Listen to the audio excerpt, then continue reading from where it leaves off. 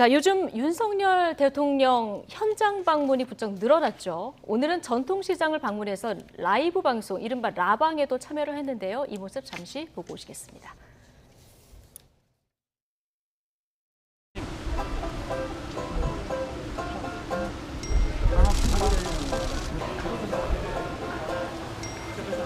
거의 시장.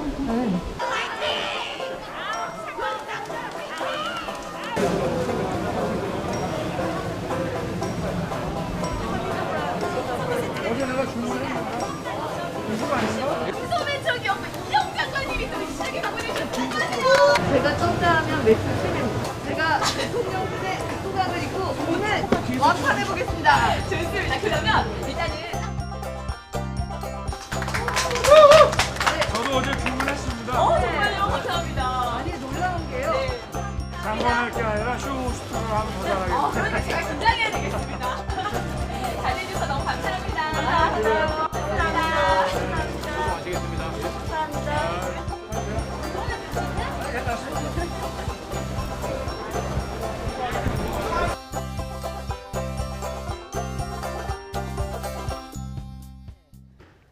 야, 이영 장관 참기름을 아주 잘 파는데요. 이영 장관이 네. 원래 당의 디지털 정당위원회 위원장을 하면서 저런 아이디어가 많은 정치인입니다. 아, 그렇군요. 네. 어쨌든 오늘 재래시장에서 대통령도 참기름 판촉원으로 이제 깜짝 등장을 한 건데요. 이 이후에도 계속 일정이 이제 뭐 떡도 사고 일정이 네. 이어졌습니다. 최근에 현장을 찾는 행보가 좀 많아진 것 같아요. 그러니까 지금 정부가 가장 관심 있게 보는 건 결국 민생일 겁니다.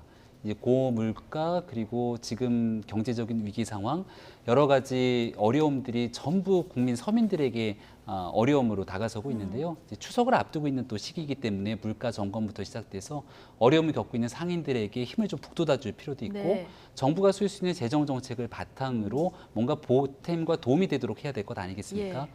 게다가 이제 윤석열 대통령이 직접 또 시장을 방문하면서 경제 활력을 일으키려고 하는 정부의 의지들이 필요가 될 텐데 선거 때도 윤석열 대통령이 가장 밝게 웃으면서 힘을 받았던 곳이 바로 시장이기도 합니다. 예. 또 시장을 다니면서 한 곳 한 곳 시장에 있는 상인분들과 또 대화도 나누고 현장의 어려움을 경청하는 모습들을 보일 때 대통령이 갖고 있는 그런 진정성에 대해서 평가받게 된다면 지금 조금 낮게 평가되고 있는 정부의 지지율에도 긍정적인 신호가 연결될 거라고도 보이고요.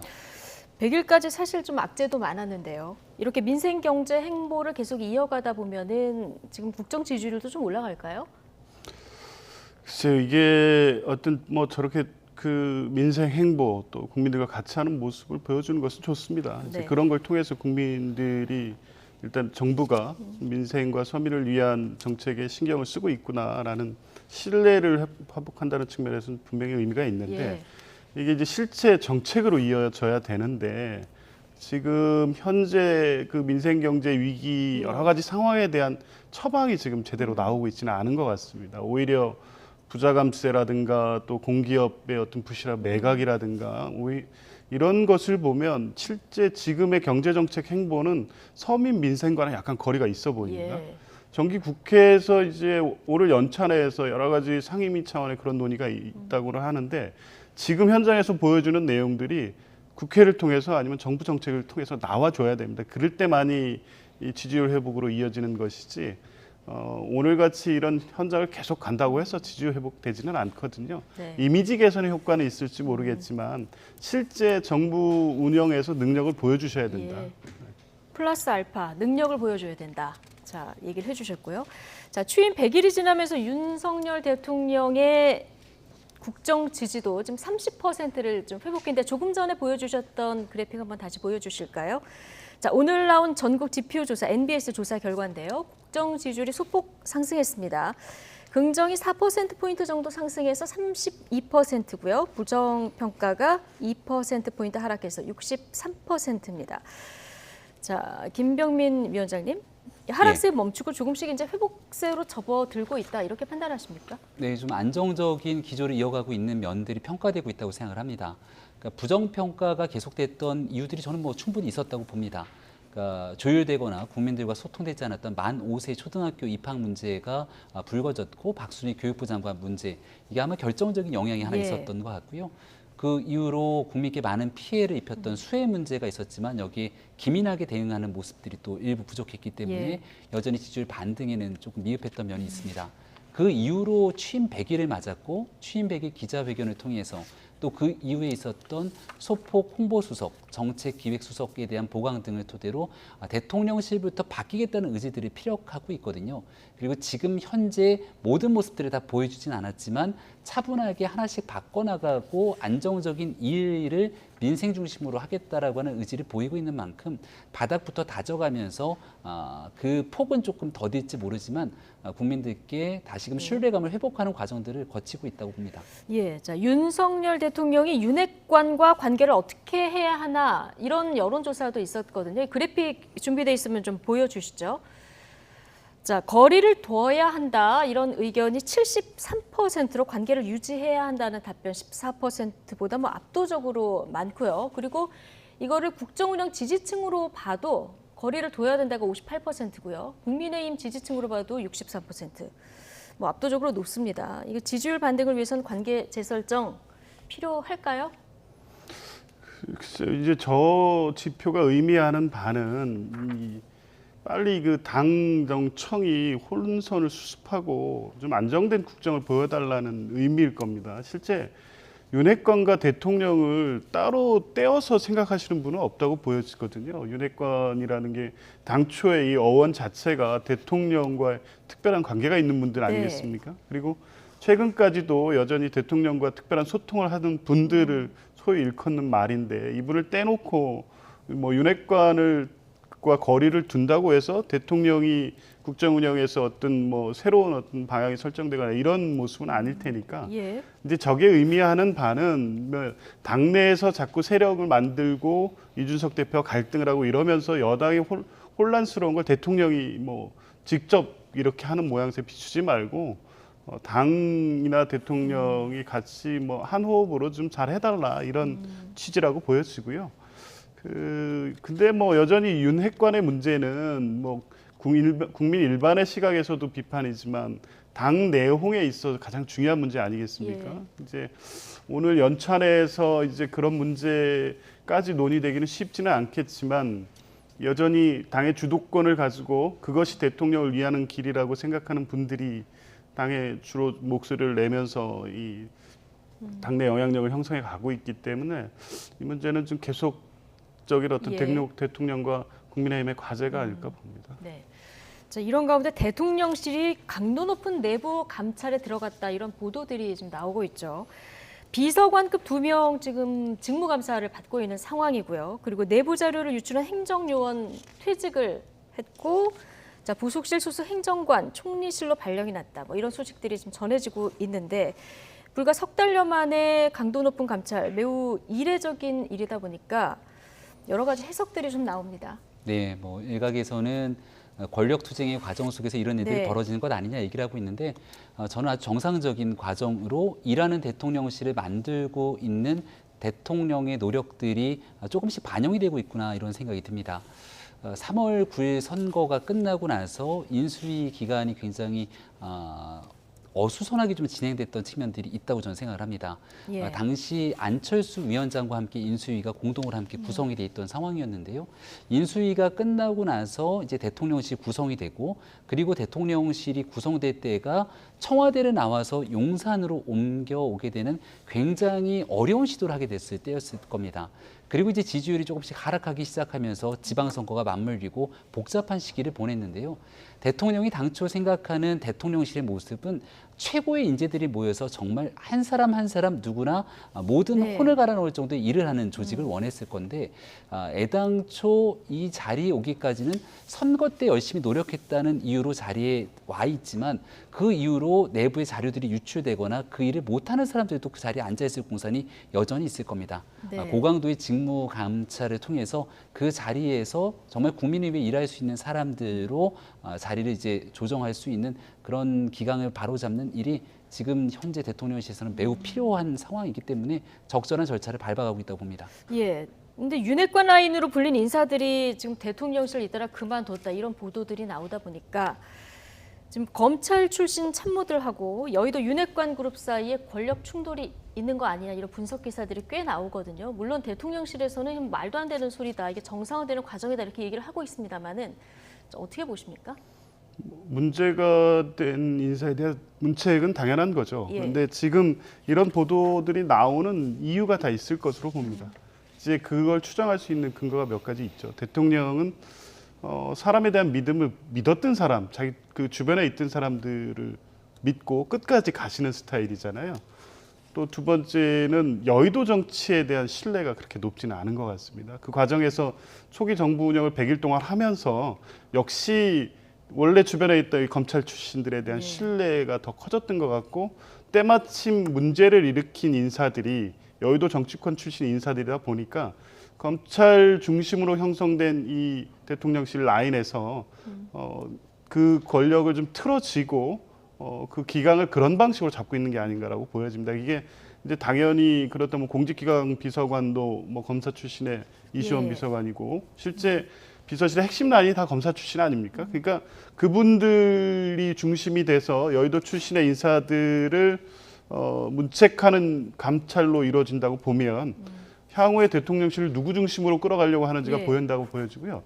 어떤 측면에서 보면 사실 인적 쇄신의 대상으로 지목되지 않았습니까? 검찰 출신 인사들이 너무 많이 퍼진 데 있어서 대통령이 다양한 목소리를 듣지 못한다는 것 하나하고, 김건희 여사 주변의 문제가 두 가지가 네. 핵심이었습니다. 이제 이 두 가지에서부터 인적 쇄신이 시작돼야 되는데 엉뚱한 곳에 지금 타겟을 두고 있지 않은가 싶어서 지금까지 나온 문제 해결을 하는 방식이 될지 좀 지켜봐야 될 것 같습니다. 인적 쇄신을 지금 하고는 있는데 지금 핵심을 비켜가고 있다 이런 얘기거든요.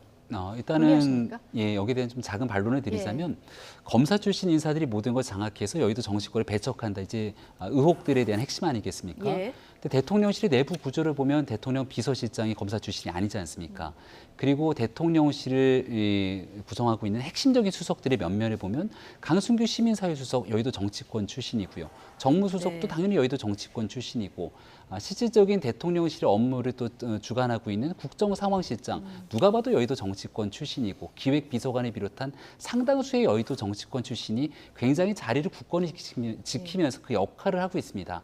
다만 이제 대통령실이 슬림해지는 과정 속에서 한 명 한 명이 다 일하는 대통령실을 만들어야 되는데 어딘가에서 그러지 못한 불협화음이 나는 곳들에 대한 정비가 이루어지고 있고, 일각에서는 지금 문제가 있어서 지지율이 하락 국면이 있다면 하위직급에 있는 사람들의 고강도 감찰보다는 고위직급에 있는 사람들이 책임을 져야 되는 것 아니냐, 이렇게는 비판이 가능할 것 같습니다. 하지만 지금 현재 100일이가 지난 상황에서 조금 더 시일을 두고 평가를 가져가는 중이기 때문에 아마 추석 밥상머리 민심을 중심으로 어느 정도에 대한 국민적 평가가 이루어지고 나면 그 다음 전체적으로 들여다본 대통령실에 대한 문제, 어떻게 쇄신할지에 대한 대안들도 하나둘 나올 거라고 봅니다. 예. 지금 대통령 일정이 유출된 후폭풍 오늘도 이어지고 있습니다. 민주당에서는 이거 어물쩍 넘어가면 국정농단 될 것이다, 이런 강한 논평도 나왔는데 이준석 대표도 지금 이 문제까지 전선을 확대를 했거든요. 자, 이준석 대표가 오늘 어떤 얘기를 했는지 잠시 보시면, 팬클럽을 통해서 미리 집계, 그러니까 사람들을 모아야 되는 상황이 좀 우려스럽다. 대구 서문시장은 보수 정치인이 이렇게 힘을 받을 때 가는 곳이라서 이게 지지율의 다급함을 느끼는 것이다, 이런 얘기를 하면서, 그러니까 굳이 이제 현 정권 지지세가 큰 대구에서도 인원 동원이 필요하느냐 이런 주장인데, 어떤 얘기도 또 했냐면 박근혜 전 대통령 국정농단 때 전 국민이 분노한 지점이 연설문 유출됐을 때다, 이런 이야기까지 했거든요. 매우 강한 비유를 좀 들었습니다. 어떻게 보십니까? 글쎄요, 이 문제는 그 1급 그 기밀이라고 할 수 있는 대통령의 경호상 동선이 유출됐다는 것이죠. 이게 집객이라든가 인원 동원을 위한 목적에서 한 것 같지는 않고 예. 누군가를 통해서 나가지 말았어야 될 대통령 정보가 흘러다니고 있다는 것, 이 자체가 문제가 아니겠습니까? 그러니까 경호상 심각한 문제인 거죠. 있어서는 안 되는 것이고요. 그래서 그 원인을 찾아서 이게 어떤 문제 때문에 발생됐다, 이런 부분을 좀 밝혀주셔야 될 것 같습니다. 왜냐하면 또다 이런 문제가 또다시 생긴다는 건 국가적 위기 상황이 될 수도 있습니다. 예. 대통령의 그 신변상 안전 문제가 되기 때문에요. 이제 그런 측면에서 보면 이준석 대표가 이제 대통령이든 뭐 여사든 국민의힘 지도부든 간에 뭐가 문제가 되면 무조건 지금 이제 비판하는 입장에서는 저런 측면으로 접근했는데 것은 뭐 맥락상 저런 문제보다는 대통령의 그 경호상 문제가 이렇게 사적인 아니면 어떤 경로인지는 모르겠지만 이런 방식으로 흘러다니는 것 자체의 본질적인 문제 이것을 어떻게 발생했고 왜 발생했고 누굴 통해 유출됐는지에 대해서는 좀 명명백백히 좀 밝혀주셔야 될 것 네, 같습니다. 뭐 대통령실도 유출 경위 밝히겠다 얘기를 했는데 김병민 위원장께서 보시기에 이게 어떻게 유출이 된 것 같습니까? 분명히 밝혀야죠. 예. 그러니까 누군가 내부적인 대통령실의 일정을 알고 있는 쪽에서 밖으로 나가지 않았다면 알 수 있는 길이 없지 않겠습니까? 네. 다만 그 길이 어떤 경로인지에 대해서 이제 밝혀야 될 부분으로 보고 방금 말씀 주셨던 것처럼 대통령 신변, 경호에 관한 문제 때문에 바로 이웃나라인 일본의 아베 전 총리가 바로 얼마 전 그 테러로 인해서 사망했던 일들까지 고려해 보게 된다면 있을 수 없는 일이 일어난 겁니다. 예.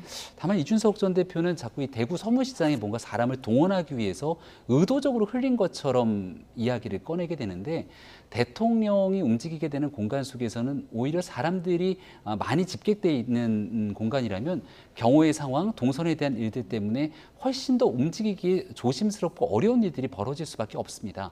그래서 이 내용을 지금 낮은 대통령의 지지율을 뭔가 반전하기 위해서 사람들을 모으기 위해 팬클럽을 동원한 것처럼 얘기하게 되는 것은 이준석 전 대표가 지금 아무리 윤석열 대통령과 대립각에 서 있더라도 본인이 하고 싶은 온건한 주장 등이 있더라도 그런 내용들까지 다 퇴색될 수 있는 만큼 네.